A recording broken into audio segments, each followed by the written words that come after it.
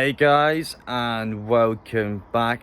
You've seen it in the title, you've seen it in the thumbnail. This is a brand new job that has been advertised by Newcastle over the past couple of days that you don't know anything about, but it's actually huge for this football club, and especially the connection between the club and the fans, which you saw under the previous ownership.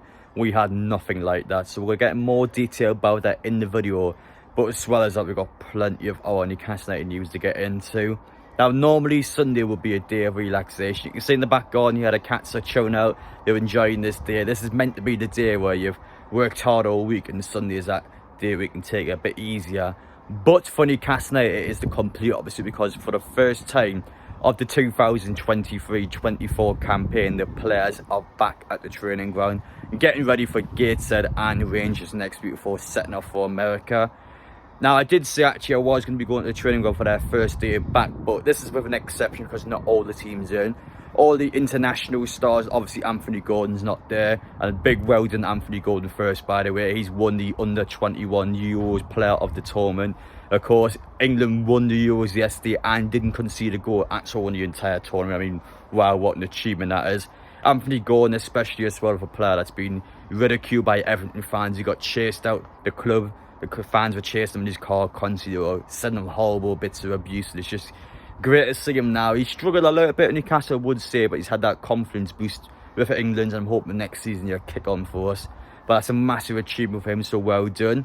We've got plenty of other things to get into as well. Loris Karius is staying at Newcastle United. What does this mean for our goalkeeper situation?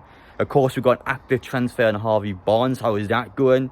We've got all sorts to get into. So guys, if you're new around here and you like what you're watching, make sure I get down there, smash that like button, subscribe if you are brand new. As I just said before, I will be going to the training ground at some point this week. We'll get an actual video done there. But for now though, we'll let the players get back in first. I'm going to turn it once the full squad is all back for international duty.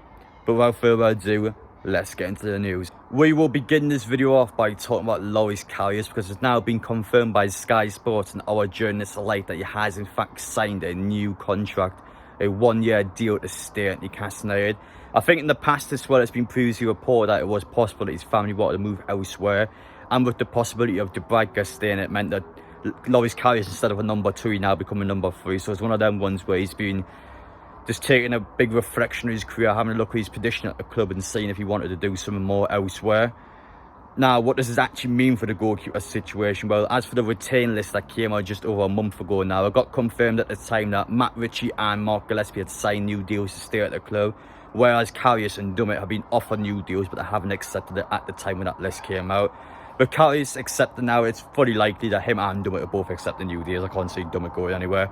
So for the Karius side of things, well, we know Caldoro is going to leave anyway, but I think the question now is, I think that puts a massive question mark over Martin Dubravka, because, well, I don't think Karius would have stayed if he was going to remain a third choice goalkeeper. I think the fact he was second choice last season, the fact he's always been kind of in and around that team, I don't know. Well, the thing with Martin Dubravka as well, that this time last year, he wanted more game time elsewhere. And the problem now being is that, well, he's still number 2 at the club. Yes, we've got Champions League football, but I still fancy Newcastle playing Nick Pope in the Champions League and the Premier League. So Dubravka's in the exact same position he was last season. And is he going to want to stay here again? I think especially with his age. For me, I still think Dubravka will leave. Eddie Howe has stated that he wants to keep a hold of Martin Dubravka, but for me, if it's the same position again where he wants more game time, I don't see us keeping him. I think the fact that Karius has accepted a new deal, I think implies that he's still going to be around the number 2 position. So we'll see what happens anyway.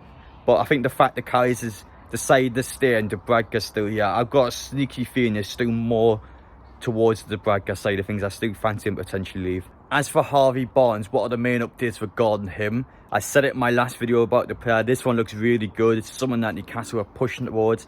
But £35 million or so, an outright player that I do believe is better than what we have. I think he's someone that will come into the team. We need dedicated goal scorers that can play out wide. Harvey Barnes has proven that in a very poor Leicester City team. He's someone I like to look up, and I think for £35 million, I think it's a bit of a no-brainer, to be honest. Now, the updates regarding him, Fabrizio Romano has actually stated that this deal will be concluded within the next 7 to 10 days. So that doesn't necessarily mean Newcastle's going to get the player, but we as fans will know exactly what happens with this deal over the next week or so. again, just like Tonali, it seems to be a case where Newcastle are trying to bring these players in before we set off for America. I think those 2 weeks in America is going to be a huge bonding session for the players. A good opportunity to get abroad, play in some high climates. I mean, it's boiling today. Imagine what it's like in America. Good intensity. It'd be hard work for the players, but it'd be a great experience for them. The likes of Harvey Barnes, we were able to get this deal done in time. Those 2 weeks would be quite big for them, so I do think it's important that we try and get them in before that America trip. But it looks good. It looks like at the minute all Newcastle's trying to do is to sort out the actual figures with Leicester City, how they're going to structure the deal, how much they're going to pay. On the Harvey Barnes side of things, the player terms, the player wants to join Newcastle. The player's happy playing for us. He has to leave the club anywhere. Newcastle are the front runners to sign this man. And for me, I've seen a lot of... I've had a good chat with people yesterday. A lot of people still don't like Harvey Barnes. I'm struggling to understand where this is coming from. I know we're in the Champions League now. Some people are going, well, listen, we're in the Champions League, Adam. We need to go out and buy these players. But listen, we are Newcastle. Let's be brutally honest. We're not Manchester City. We're not Arsenal. We're not even Chelsea. I know they've had a crap season, but we are not at that stature yet where we can guarantee players we will win major honours. We have not got the history to do it. I haven't won a major honour since '69. We're not in that position yet. Yes, we got to the Champions League, and yes, we got Tonali in. But it's still a case where we have to be a bit grounded. We still have to sign players in that for now improve the squad. And then if we can be a consistent Champions League team, or we can continue to get the cup finals to actually progress as a football team, then we can start signing much better players in. But for now though, I think a £35 million is a great deal. But again, I think a problem with Newcastle next season, I think, is expectations. I haven't seen so many Newcastle fans this big ourselves up. We've had a very good season, yes, but again, I mean, we have to make sure we can be a consistent squad. All it takes is a bad year and we're back to where we were. We have to be ready. We're going to be ready. It's just one of them ones where fans, we're in the Champions League, yes, but calm down a little, but we still have to do some work. But for now, it's been a very good start to this takeover. As for this brand new job Newcastle has been advertised over the past couple of days, now for me, I'm a massive advocate of fan engagement. On my channel, for example, when I'm going to matches, of course, I love getting fans on. I always stand outside the game in areas where I know fans are going to interact with the video. And it's the exact same scenario for a team like Newcastle, because let's face it, without fans, what is Newcastle? Let's be brutally honest, it's nothing. It's the same for every single football team in the world.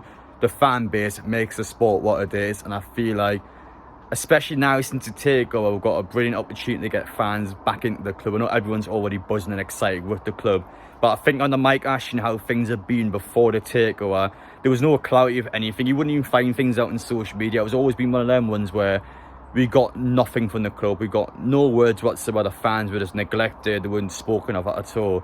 And it's a case now that the club has been pushing to hear fans' opinions since the takeover. They want fans to interact with the club more. And it's one of these ones now is actually a brand new job opening to actually try and get somebody in to help and prove that more. So that's the actual job description on the screen there. Now, I'm not going to read all of that. You can say it for yourself, but I'm going to tell you a bit about what the actual job is and how fan engagement will work at the club. Now, fan engagement just work in quite a few different aspects. I think when you probably hear that straight away, you're probably thinking of, I guess, player interaction, ownership interaction, them interacting with the fans, which is definitely a big part of it. But it's also the club actually taking feedback from the fans. So fan engagement is a case where maybe the likes of Downey or just sit down at St James as part of a room of 100 Newcastle fans. And you've seen over the last couple of months where fans are complaining about someone. It's actually a golden opportunity for you to go and directly tell Newcastle United your grievances or your problems at the club. And they'll take that information away and do something about it. They will do something about it. So it's an opportunity now where Newcastle United actually want to hear what the fans have to say. And they actually will go away from the meeting and try and improve what the fans say. It's not a case that they're doing it for PR or anything. They will actually go away and try and improve on what other fans have got a big problem with. So it's one of these ones now where fans actually have an active say over what happens at the club and how things are portrayed.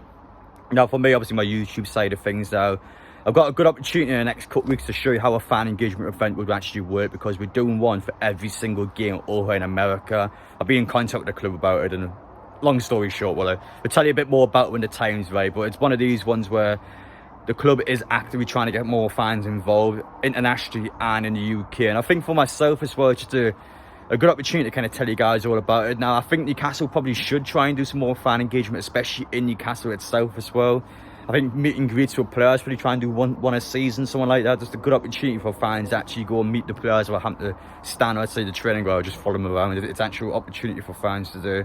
they go to a club event and just say hello to the players. It's one of them ones where staff members at the club can just come and hear what the fans have to say about the club itself. So it is a good opportunity. I think the fact this job opening is available now, it's a good implication what you guys should expect from the club, and the club is actually actively pushing to try and improve things and make sure that you guys have a voice, and it's going to be an interesting one. So yeah, let me know your thoughts down below on that. And I'm a bit tired today, to be brutally honest. I'm sure you've seen from my football vlog yesterday playing for Arthur. I'm all over the place, to be honest. What I'm wondering, it is my day at Wester. But honestly though, the support's been incredible. I haven't got the actual figures from the charity game yet, but the amount of money that's been raised for Arthur yesterday, the amount of people I'd say that was incredible. It's an unbelievable day for him. So I just wanted to thank you guys again once again about that. It's been incredible yesterday, so hugely appreciate it. It's great to see it, Newcastle and Sunderland can come together for such a huge cause. Once the figures come out, I'll tell you a bit more about it over the next couple of days, but I just wanted to tell you once again my massive gratitude and thanks towards the support shown towards the event. It's going to be incredible when Alpha actually gets a chance to go across to Disneyland. So thank you very much on that, and I think I've kind of got through the majority of things I need to say today. If you don't mind me now, I'm knackered. I'm going to sit down, enjoy the sun. We'll be back tomorrow with some more news whenever it pops out. But appreciate your support as always. Let me know your thoughts down in the comment section. I'll see you all in the next one.